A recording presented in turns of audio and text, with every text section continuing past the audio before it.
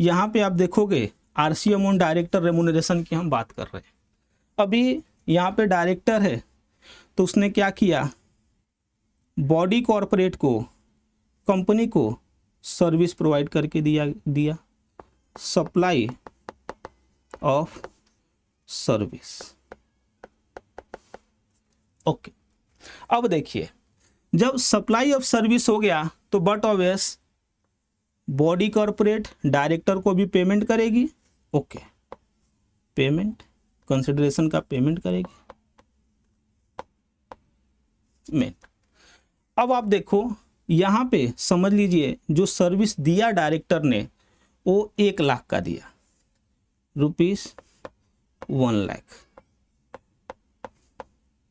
Okay, अब जैसे ही ये बॉडी कॉरपोरेट डायरेक्टर को पेमेंट कर रही थी, गवर्नमेंट आ गई। गवर्नमेंट क्या बोल रही है कि बॉडी कॉरपोरेट ये जो आप डायरेक्टर को पेमेंट कर रहे हो ये पेमेंट पे जीएसटी लगा हुआ है। ओके, तो जब ये जीएसटी डायरेक्टर गवर्नमेंट को देगा उसे हम क्या बोलते हैं, उसे हम बोलते हैं एफसीएम। ओके, क्योंकि डायरेक्टर सप्लायर है यहाँ पे सर्विस का। ओके, और जब ये गवर्नमेंट है, गवर्नमेंट क्या बोलेगी कि कंपनी आपको ये डायरेक्टर के सर्विसेज पे जीएसटी पे करना है तो उसे हम बोलेंगे आरसीएम। ओके, क्योंकि ये रेसिपिएंट पे कर रहा है, यहाँ पे सप्लायर पे करेगा। ओके, अब हम समझना क्या चाहते हैं, यहाँ पे हम ये समझना चाहते हैं कि डायरेक्टर के सर्विस पे कभी डायरेक्टर एफसीएम में टैक्स भरेगा और कभी बॉडी कॉरपोरेट कंपनी आरसीएम में टैक्स भरेगी। ओके, इसको बहुत अच्छे से समझने जा रहे हैं। क्या समझना है वो समझ गए आप। ओके, अब फिर से अपने बुक पे आते हैं। ये देखिए, तो यहाँ पे क्या बोला जा रहा है, category of supply of service, supply of GST. देखो क्या बोला जा रहा है, service supplied by a director of a company body corporate to the said company और बॉडी कॉरपोरेट। तो यहाँ पे ये डायरेक्टर है, कहाँ के हैं, इस कंपनी या फिर बॉडी कॉरपोरेट को, और ये डायरेक्टर इनको सर्विस दे रहे हैं बॉडी कॉरपोरेट को। तो वहाँ पे क्या बोला जा रहा है, सप्लायर ऑफ सर्विस कौन रहेंगे, डायरेक्टर रहेंगे। रेसिपिएंट ऑफ सर्विस कौन रहेगा, तो कंपनी और बॉडी कॉरपोरेट जो लोकेटेड है टैक्सेबल टेरिटरी में। तो हर जगह पे जहाँ पे आरसीएम लगता है और रेसिपिएंट टैक्सेबल टेरिटरी में ही लोकेटेड होगा। मैं बोलूँ या ना बोलूँ वो अंडरस्टूड है। ओके, अब देखो इसका मैं एनालिसिस करूँ तो देखो ये जो डायरेक्टर रहते हैं ना, ये डायरेक्टर कई तरह के रहते हैं। एक ऐसे डायरेक्टर रहते हैं जो कंपनी में एम्प्लॉय जैसा काम करते हैं, और कुछ ऐसे डायरेक्टर रहते हैं जो कंपनी में एम्प्लॉय जैसा काम नहीं करते हैं। जैसे कि कंपनी में एम्प्लॉय जैसा काम करते हैं वो कौन होते हैं, मैनेजिंग डायरेक्टर। ओके, एम्प्लॉय से कुछ याद आ रहा है क्या, शेड्यूल 3, निगेटिव लिस्ट, सप्लाई वाला टॉपिक नहीं याद आया क्या? अगर जो नहीं याद आया तो जाइए देखिए मेरे उस सप्लाई के डिस्कशन को, सप्लाई का जो मैंने पढ़ाया है, क्या दिल लगा के पढ़ाया है, आपको हर चीज़ें समझ में आ जाएंगी बहुत ही अच्छे से। तो देखो एनालिसिस क्या बोलता है, एज पर schedule 3 service provided by employee to employer in the employment terms is out of scope of supply. बात भी सही है, जब एम्प्लॉय एम्प्लॉयर को सर्विस देता है इन द एम्प्लॉयमेंट टर्म्स तो वो नेगेटिव लिस्ट में आता है, शेड्यूल 3 में आता है जो out of scope of supply की बात करती है। Okay, in some cases service provided by director can comes under employment terms. ठीक है, और यहाँ ये बताने का बात कर रहा है कि कुछ केसेस में ये जो डायरेक्टर कंपनी को सर्विस प्रोवाइड कर रहा है वो एम्प्लॉयमेंट टर्म्स में आ गया, और जब वो एम्प्लॉयमेंट टर्म्स में आ गया तो नेगेटिव लिस्ट में आ गया, शेड्यूल 3 में आ गया। और क्योंकि शेड्यूल 3 में आ गया तो उस पर जीएसटी लगेगा ही नहीं, तो जब जीएसटी लगेगा ही नहीं तो आरसीएम और एफसीएम की बात कहाँ से कर दी है आप। ओके, अब देखो, hence service provided by director can be classified into 2 category. अब ये 2 कैटेगरी क्या होगा, एक कैटेगरी ऐसा होगा जो एम्प्लॉयमेंट टर्म्स में दिया रहेगा तो शेड्यूल 3 में आएगा, और एक कैटेगरी ऐसा होगा जो एम्प्लॉयमेंट टर्म्स में नहीं दिया रहेगा तो शेड्यूल 3 में नहीं आएगा तो उस पर जीएसटी लगेगा। ओके, अब देखो यहाँ पे क्या बोला जा रहा है, बोला जा रहा है service provided in the terms of employment, service जो प्रोवाइड किया जा रहा है वो in the terms of employment किया जा रहा है, ठीक है, that is in employer in employee relationship. तो यहाँ पे क्या होएगा, तो पहले वो मैं बता दूं, टैक्सेबिलिटी की बात करूं, सच service is out of scope of supply since it cover under schedule 3 hence GST not applicable. अब इसका आइडेंटिफिकेशन टेस्ट क्या है, आपको कैसे मालूम पड़ेगा कि वो जो सप्लाई हो रहा है, सप्लाई ऑफ सर्विस जो है डायरेक्टर के थ्रू कंपनी को, वो एम्प्लॉयमेंट टर्म्स में है। तो देखो आपको क्या देखना पड़ेगा कि normally service provided by following director covered here. तो कौन कौन से वो डायरेक्टर है जिनका सर्विस एज ए सैलरी दिया जाता है नॉर्मली, तो देखो मैनेजिंग डायरेक्टर हुए, होल टाइम डायरेक्टर हो गए, एग्जीक्यूटिव डायरेक्टर्स हो गए। और क्या बोला जा रहा है, ये जो डायरेक्टर है, ये जो सर्विस दे रहे हैं, उनके लिए जब ये कंपनी पैसा दे रही है ना, तो कंपनी टीडीएस कौन से सेक्शन में काट रही है, तो वो काट रही है सेक्शन 192 में ऑफ इनकम टैक्स एक्ट 1961। और ये जो सेक्शन 192 है वो किसके बारे में है, तो वो तो सैलरी के बारे में है।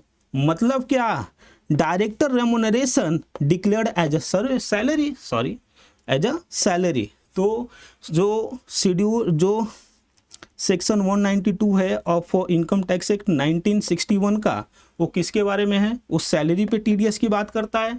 तो अगर जो सेक्शन 192 में टीडीएस कटा है डायरेक्टर का, तो इसका ये मतलब हो गया कि जो डायरेक्टर रेम्युनरेशन है एज अ सैलरी दिया जा रहा है डायरेक्टर को, ठीक है।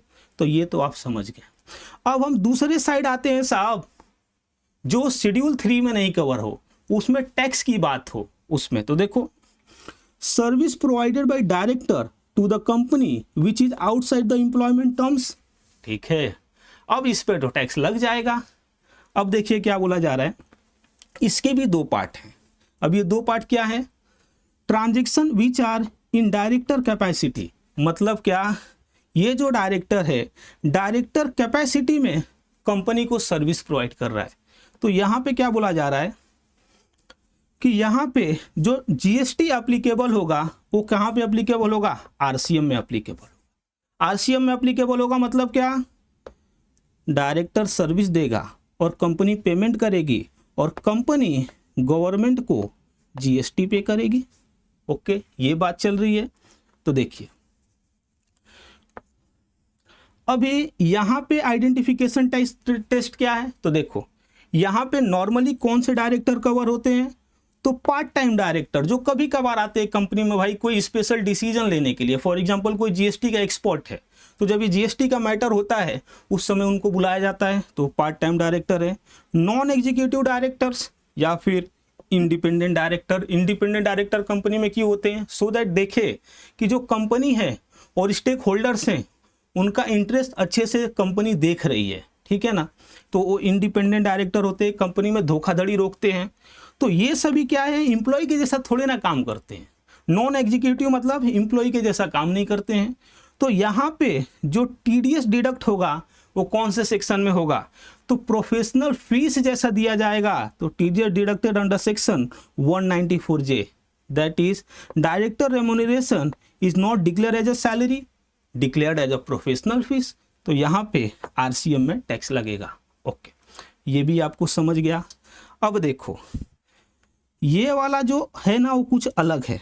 ये क्या है, आइए समझते हैं।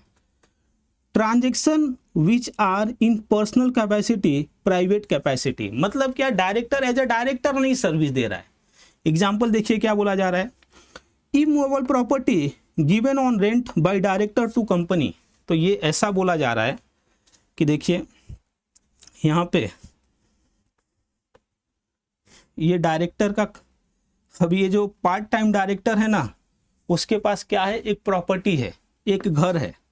अब ये जो घर है वो कंपनी को रेंट पे दे दिया है, ठीक है। तो अब इस पे आरसीएम में टैक्स लगेगा या एफसीएम में टैक्स लगेगा, तो देखो ये एंट्री क्या बोल रहा था यहाँ पे, तो ये एंट्री इसकी बात कर रहा था कि इस पे आरसीएम लगेगा। ये जो डायरेक्टर कैपेसिटी में ना रहे, पर्सनल कैपेसिटी में रहे, वहां पे जो टैक्स लगेगा वो एफसीएम में लगेगा। एफसीएम में लगेगा मतलब डायरेक्टर को भरना पड़ेगा, ओके, तो क्या ये डिस्कशन समझे आप? आपको कुछ डाउट है तो कमेंट करके पूछिए, पक्का मैं आपको बता करके दूंगा। ओके, लेकिन आशा करता हूं कि आपको ये बहुत ही अच्छे से समझा रहेगा। अभी इसके लिए आपके स्टडी मटेरियल में एक क्वेश्चन भी है, क्वेश्चन नंबर 2, आइए उसको देखते हैं और बहुत ही अच्छे से समझ लेते हैं। तो मैं आता हूं आपके स्टडी मटेरियल में, क्वेश्चन नंबर 2 पे क्या बोला जा रहा है, विवेक गोयल एन इंडिपेंडेंट डायरेक्टर। ओहो, ये इंडिपेंडेंट डायरेक्टर है तो इनका टीडीएस कहाँ पे कटा रहेगा? सेक्शन 194J में कटा रहेगा एज अ प्रोफेशनल फीस। तो ये एम्प्लॉयर एम्प्लॉय के रिलेशनशिप में सर्विस नहीं दे रहे हैं। Okay, appointed in accordance with the provision of companies act 2013 of A2Z private limited has received sitting fees. मतलब क्या ये कुछ रेंट वेंट नहीं रिसीव किए हैं? सीटिंग फीस मतलब डायरेक्टर की कैपेसिटी में कुछ रिसीव किए हैं, ठीक है। Amounting to 1 lakhs from A2Z private limited for attending the board meeting. तो ये बोर्ड मीटिंग अटेंड किए हैं और उसके लिए उनको पैसा मिल रहा है। अब पूछ रहा है who is the person liable to pay tax in this case. तो सबसे पहली बात, इस पर टैक्स लगेगा कि नहीं लगेगा? तो क्योंकि ये शेड्यूल 3 की सर्विसेज नहीं है, इंडिपेंडेंट डायरेक्टर है ये, इसके लिए टैक्स तो लगेगा। ओके, क्या ये इंडिपेंडेंट डायरेक्टर प्राइवेट कैपेसिटी में ये सर्विस दिए? क्या ये रेंट पे अपना घर दिए कंपनी को और उस पे रेंट मिल रहा है? नहीं नहीं नहीं, वो बकायदे डायरेक्टर की कैपेसिटी में दिए। वो क्या किए, कंपनी में गए, कंपनी में बैठे बोर्ड मीटिंग में।